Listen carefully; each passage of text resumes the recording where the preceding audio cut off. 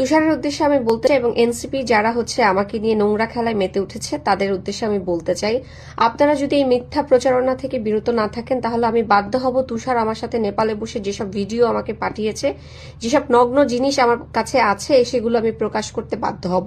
তখন কোথায় গিয়ে আপনারা প্রিটেন্ড করবেন আমি কিন্তু জানি না। আমি ওয়ার্ন করছি, আমি জনসম্মুখে চাই তুষার যেন আমাকে সরি বলে। এই যে আমি যা কিছু প্রকাশ করতেছি সেগুলো কিন্তু বানোয়াট কিছু না। তুষারে যদি ওখানে তার নাম ব্যবহার করতে নাই চাইতো, তার মনের মধ্যে যদি কোনো রকম শয়তানি চিন্তা নাই থাকতো, তাহলে ওখানে সবাই জানে, বাংলাদেশের ম্যাক্সিমাম মানুষ, যে human rights activist Rezaur Rahman Lenin, তিনি আমার বড় ভাই সমতুল্য। আমি তাকে সমস্ত কিছু শেয়ার করে, এবং আমার এই বিপদে শুধু ডিবির লোক না, এনসিপির লোক না, লেনিন ভাইও সেদিন উপস্থিত ছিলেন। তাহলে আমার গার্ডিয়ান হিসাবে যদি গার্ডিয়ানের নামই হয়, তাহলে লেনিন ভাইয়ের নামটা কেন দিল না?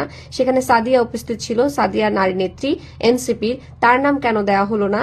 এই সমস্ত বিষয়গুলো আপনারা কথা বলছেন না, অন্য বিষয়গুলো নিয়ে কথা বলছেন যে বিষয়গুলো কাজের না।